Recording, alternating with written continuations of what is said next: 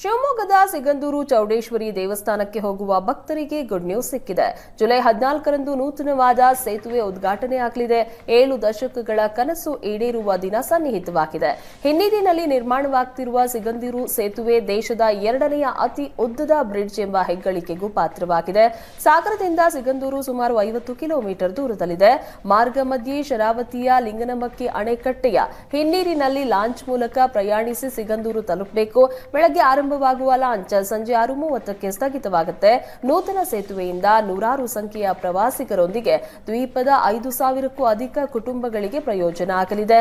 ಪ್ರತಿನಿತ್ಯ ಪ್ರವಾಸಿಗರು ಮತ್ತು ಸ್ಥಳೀಯರ ಮಧ್ಯೆ ಲಾಂಚ್ ಪಯಣದಲ್ಲಿ ಉಂಟಾಗುವ ಸಂಘರ್ಷಕ್ಕೆ ತೆರೆ ಬೀಳಲಿದೆ. ಸಿಗಂದೂರು ನಂತರ ಹತ್ತಿರದ ಕೊಲ್ಲೂರು ಇನ್ನಿತರೆ ಪ್ರವಾಸಿ ಹಾಗೂ ಧಾರ್ಮಿಕ ತಾಣಗಳಿಗೆ ಸುಲಭವಾಗಿ ತಲುಪಬಹುದು. ಸುಮಾರು 630 ಕೋಟಿ ವೆಚ್ಚದಲ್ಲಿ ನಿರ್ಮಾಣಗೊಳ್ತಾ ಇರುವ ಸೇತುವೆ 16 ಮೀಟರ್ ಅಗಲ 19 ಪಿಲ್ಲರ್ಗಳನ್ನು ಒಳಗೊಂಡಿದೆ.